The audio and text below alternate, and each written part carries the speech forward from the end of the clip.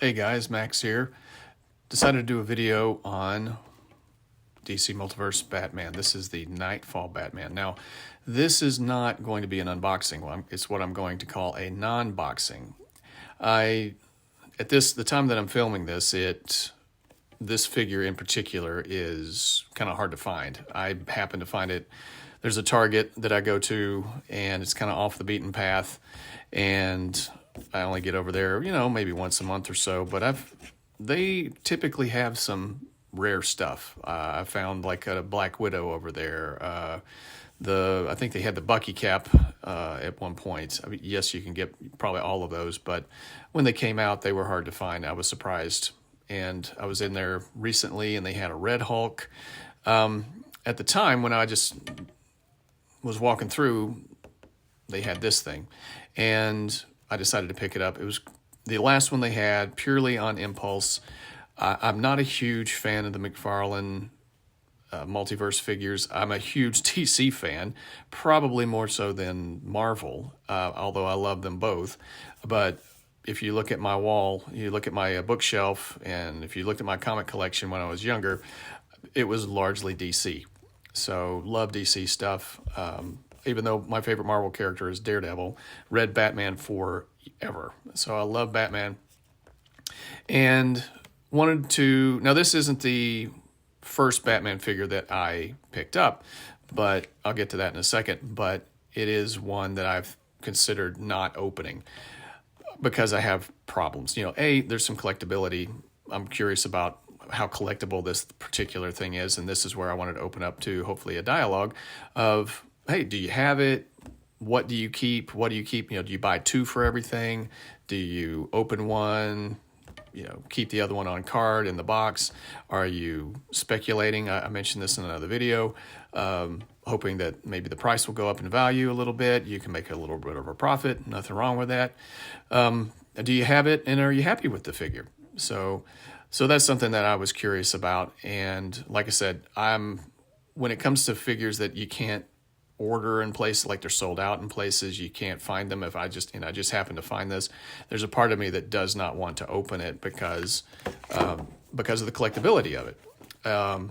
It's usually, in terms of if you're speculating, it's going to be worth more if you keep it in the box, as we all know. So anyway, I like the look of it, don't get me wrong, but the thing, if you watched any of my other videos, you're going to hear me say this a lot, that articulation is probably the thing that I love the most about figures.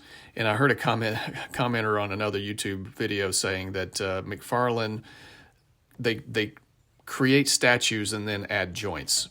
And I think that kind of, I don't know if it's true, but it kind of sums up what I think, because comparing this figure to the one or two other McFarlane figures, DC Multiverse figures that I have, I can't stand that there's no thigh cut.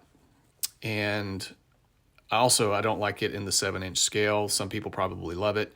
I've been doing this for a little over a year, sampling a lot of different things. And while I think it's not a true butterfly, but I actually don't mind this particular little cup here that overshadows covers up the joint and everything, gives you a little range of motion. Yeah, it's kind of like a false butterfly joint, but I don't mind it. I don't understand why McFarlane still does pins. I don't understand why instead of a boot cut, they went with an ankle cut. It's kind of cool that they have toe articulation. The wrist, I don't understand that. I mean, I think I've been told that, from what I've heard, that you can take the fist off, of course, and change them out, right? But the joint itself pops out, because I thought, this can't. Why? Why did they do that? Instead of having the peg attached to the actual fist or hand, and it goes into the forearm, there's a hole in the hand that goes onto a peg that's recessed into the forearm, but it's not. But you can remove that, because I kept thinking that if that pin is broken, well, that's it. You can't what's the good of it? So you can't put that hand back on there. So there's just some questionable design choices with McFarlane that make me not buy as many. I think some of them are cool. The first one I ever saw was the Ted Cord Blue Beetle, and I'm a huge fan of that guy, but I just couldn't bring myself to buy it. I don't know what it was. The price seemed okay. It was like $21, or actually it was on. It was Target had a sale. It was like $14.50. I'm kicking myself for not getting it because I like the character, but just zero, hardly any accessories is surprising to me. I could do without a trading card. Don't need it. It just seems like the box and everything there's just a lot of wasted space with McFarlane figures. There are sometimes it's scaling. Now this one, the scale looks good to me. I really wanted to. I hadn't bought any McFarlane yet, but I had my eye on that Firestorm. But when I saw it in person, it's like a tiny little head. It's just too small, and these big honking hands, and hardly any effects. So there are moments with McFarlane that I'm thinking, yes, they knocked it out of the park, and then there are times when it's just they're halfway there. They're halfway there. They could do a little more. Now, this one, I know it's called the Knightfall Batman, and this is the black suit variant, and love Kelly Jones's artwork here. Loved the Knightfall storyline. It was a little overblown in places, but it was the 90s. But on a whole, I liked it. And but since the new Dick Grayson Batman is on this body mold, I kind of look at this one as the Dick Grayson prodigal Batman, because he wore the exact same suit as Bruce Wayne. So this was after Knightfall, and Bruce is he's healed. He's gone through Night's End, and he's gotten back the mantle. His back is healed. He's gotten his physical memory back, all of his training and everything, and he goes off by himself to kind of dream it all up again, so to speak. And he turns everything over to Dick, and it was a really great storyline. I would love for DC to do a deluxe hardcover of that storyline. It was fantastic. Really loved it. The first time that Dick Grayson steps into the mantle of Batman, and it not to spoil it, but there's an overarching theme of him going up against Two-Face, and there's a history there, and which makes Two-Face one of my favorite Batman villains. Probably like him better than the Joker. But I look at this particular figure, and I think it's more Dick Grayson's size. It's more. I just think of this as the Dick Grayson. Yes, it just says Batman, Knightfall Batman, but I think of it more as like the prodigal Batman. So, so it doesn't have a cloth cape. I do have. I'll show it here in a minute. I do have the Batman v Superman Batfleck figure. This is the first McFarlane figure I ever purchased, and it was purely on impulse. Saw it in a Target, and I thought, what the heck? This is probably my favorite movie costume. I like the representation. I like the texture of it, and this isn't going to be a review of this guy, but it's kind of the introduction. It kind of introduced me to how McFarlane does their thing. And like I said, articulation is key to me. And as much as I like the look of this figure, I hate these diaper pieces. It looks better with Batman because it has the belt. It covers it up. And the torso is not too bad. Arms are pretty good. Like I said, I like the texture, but whereas it is, has like a wash on the front. They didn't do it on the back because, oh, hey, why do that? Because it's just kind of cover up the cape, right? So it's stuff like that kind of annoys me about McFarlane toys, and just the cost-saving measure. Yes, it's a cost-saving measure, but it's still, I don't know. It just makes me laugh, and I do like the head sculpt. I think the scale is good. And even though it has pins, I said in another video that it seems like, well, at least with Marvel Legends, I should say, the pin joints are a bit wobbly. rubbery. These are very solid. But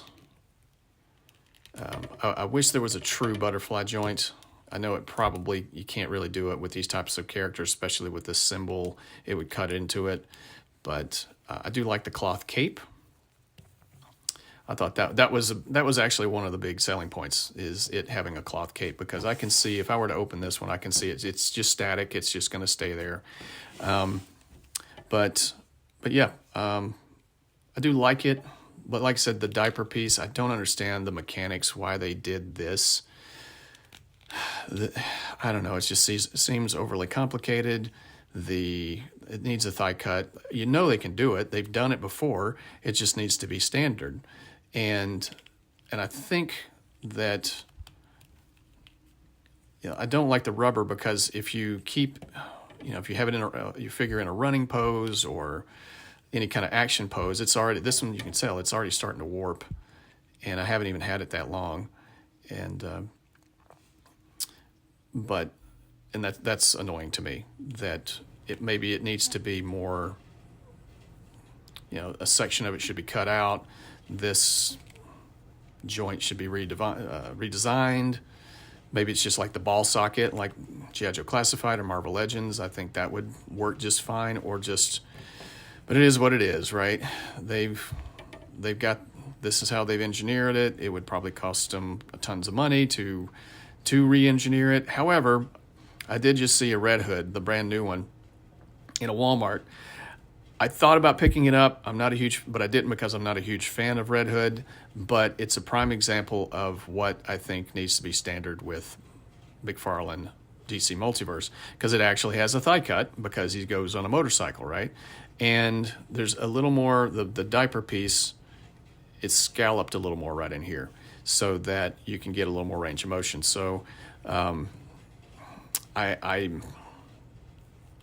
think that, I hope that is kind of will become more of a standard thing, because I know I'm not the only one that notices this, and I know that I'm not the only one that complains about it. But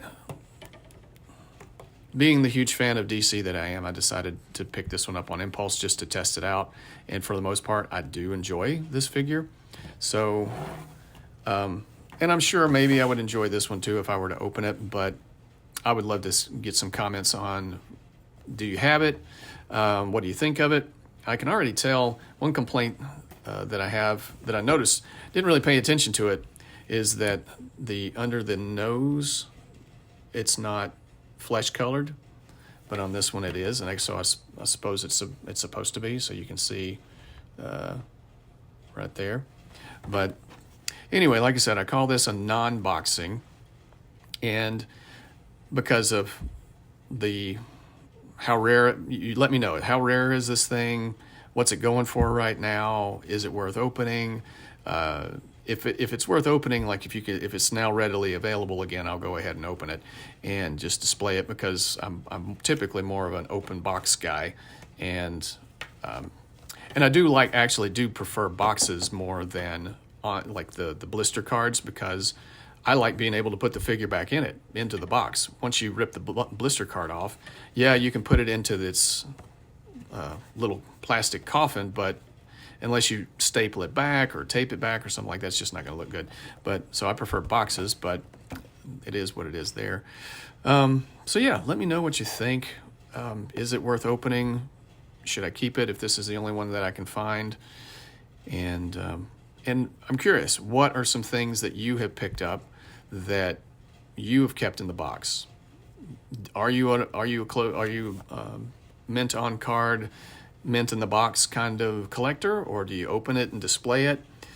What do you think of this one if you have it? Is it worth it to open it up? What did you think of it? I'm just curious. So let me know in the comments. And here's hoping that someday we get some kind of the new Red Hood. If you got that one, let me know, because there's just some things on this one that I just wish I could do, but I can't. And I want that just limits posability. It shouldn't be a statue with joints. It should be an action figure. It needs to be able to launch into action. So, and not just stand in one place. So anyway, and this isn't all the accessories that comes with it, as I'm sure you probably know. But yeah, let me know what you think. Hope you guys are having a good day. I'll talk to you guys later. If I missed anything, you have questions, suggestions, comments on how I can improve my reviews, that would be fantastic too. Hope to hear from you. Take care, and let me know if you pick this guy up. All right, see you on the next one. Take care. Bye.